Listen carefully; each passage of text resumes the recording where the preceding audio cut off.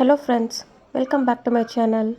இன்றைக்கி நம்ம சேனலில் சப்பாத்திக்கு சூப்பரான சைடிஷ் எக் மசாலா கிரேவி எப்படி செய்யுதுன்னு தான் பார்க்க போகிறோம். வாங்க வீடியோக்குள்ளே போகலாம். வீடியோக்குள்ளே போகிறதுக்கு முன்னாடி நம்ம சேனலை இது வரைக்கும் சப்ஸ்கிரைப் பண்ணாதவங்க சப்ஸ்கிரைப் பண்ணிக்கோங்க. பக்கத்தில் இருக்க பெல் ஐக்கானையும் கிளிக் பண்ணிக்கோங்க. ஆல்ரெடி சப்ஸ்கிரைப் பண்ணவங்க நம்ம வீடியோ பார்த்து என்ஜாய் பண்ணுங்கள். வாங்க வீடியோக்குள்ளே போகலாம். நம்ம இன்றைக்கி கிரேவிக்கு என்னென்ன அரைக்கணுன்றதை ஃபர்ஸ்ட் பார்த்துடலாம். ஒரு 4 தக்காளி எடுத்து நான் கட் பண்ணியிருக்கேன். இதெல்லாம் நம்ம ஃபஸ்ட்டு அரைக்க தான் போகிறோம். அதனால் நான் இந்த மாதிரி 4 கட் பண்ணாலே போதும். ஒரு துண்டு இஞ்சி, ஒரு 4 பல் பூண்டு, 1/2 டீஸ்பூன் சீரகம், 1/2 டீஸ்பூன் மிளகு, 1/2 டீஸ்பூன் சோம்பு. இது எல்லாத்தையும் நம்ம மிக்ஸி ஜாரில் போட்டு நல்லா ஃபைன் பேஸ்ட்டாக அரைச்சி எடுத்துகிட்டு வந்துடலாம். இது நல்லா டேஸ்ட்டாக இருக்கும் சப்பாத்திக்கு சைட் டிஷ்ஷாக சாப்பிட்றதுக்கு.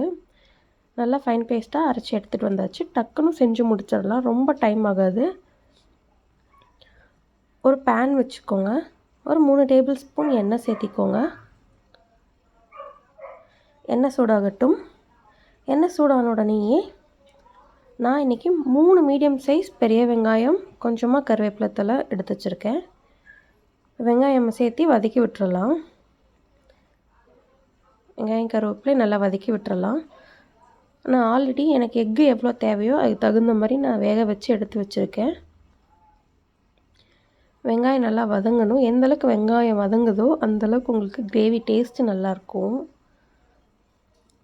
வெங்காயம் நல்லா வதங்கிருச்சு. இப்போ நம்ம அரைச்சி எடுத்து வச்சுருக்க பேஸ்ட்டை இதோட சேர்த்திடலாம். சேர்த்து அதையும் நல்லா கலந்து விட்டுடலாம்.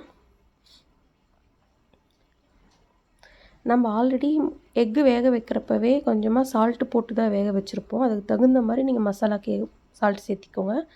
மசாலான்னு பார்த்தீங்க அப்படின்னா 2 டேபிள் ஸ்பூன் வர கொத்தமல்லி தூள், 1/2 டீஸ்பூன் மிளகாய்த்தூள், 1/4 டீஸ்பூன் மஞ்சள்தூள். மிளகாய்த்தூள் உங்களுக்கு காரத்துக்கு தகுந்த மாதிரி நீங்கள் ஆட் பண்ணிக்கோங்க.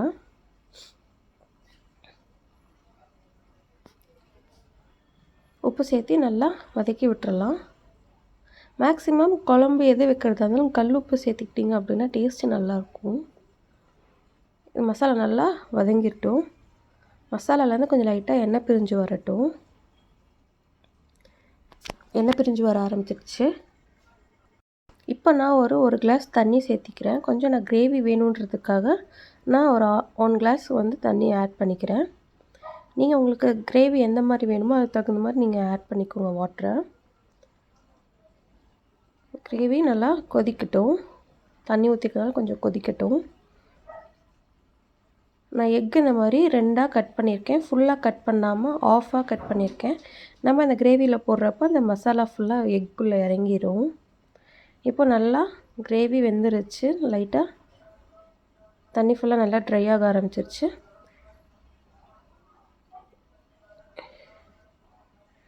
உங்களுக்கு இந்த ஸ்டேஜ் கிரேவியே போதும் அப்படின்னா இப்போயே நம்ம எக் ஆட் பண்ணிடலாம். இல்லை இன்னும் கொஞ்சம் ட்ரையாக வேணும் அப்படின்னா இன்னும் ஒரு 5 மினிட்ஸ் விட்டிங்க அப்படின்னா மசாலா ஃபுல்லாக நல்லா ட்ரை ஆயிரும். இப்போ நான் இந்த ஸ்டேஜில் எக்கை சேர்த்திக்க போகிறேன். சேர்த்து நல்லா மசாலாவோட எக்கு கலந்து விட்டுற போகிறேன். நல்லா கலந்து விட்டாச்சு. இது ஒரு 5 மினிட்ஸ் இருந்தால் போதும். நம்ம நல்லா மசாலா ஃபுல்லாக எக்கு மேலே நல்லா ஃபுல்லாக இந்த மாதிரி ஸ்ப்ரெட் பண்ணி விட்ருங்க. அப்போ தான் நல்லா உள்ளே இறங்கும். அந்த கிரேவியோட காரம் உப்பெல்லாம் ஃபுல்லாக நம்ம எக்குக்குள்ளே இறங்கும். அவ்வளோதான், எக் மசாலா கறி ரெடி ஆயிடுச்சு. சூப்பரான பர்ஃபெக்டான சைட் டிஷ் சப்பாத்திக்கு ரொம்ப சூப்பராக இருக்கும். நீங்கள் இதை ட்ரை பண்ணி பாருங்கள். ட்ரை பண்ணி பார்த்துட்டு எப்படி இருக்குன்னு மறக்காமல் கமெண்ட் பாக்ஸில் கமெண்ட் பண்ணுங்கள். இந்த வீடியோ உங்களுக்கு பிடிச்சிருந்தது அப்படின்னா உங்கள் ஃப்ரெண்ட்ஸ் அண்ட் ஃபேமிலிக்கும் ஷேர் பண்ணுங்கள். நம்ம சேனலை சப்ஸ்கிரைப் பண்ண சொல்லுங்கள். இதோட இன்க்ரீடியன்ட்ஸ் எல்லாம் டிஸ்கிரிப்ஷன் பாக்ஸில் லிங்க் மறக்காமல் தரேன், பார்த்து தெரிஞ்சுக்கோங்க. இதே மாதிரி மீண்டும் சூப்பரான ரெசிபியோடு உங்களை சந்திக்கிறேன். தேங்க்ஸ் ஃபார் வாட்சிங்.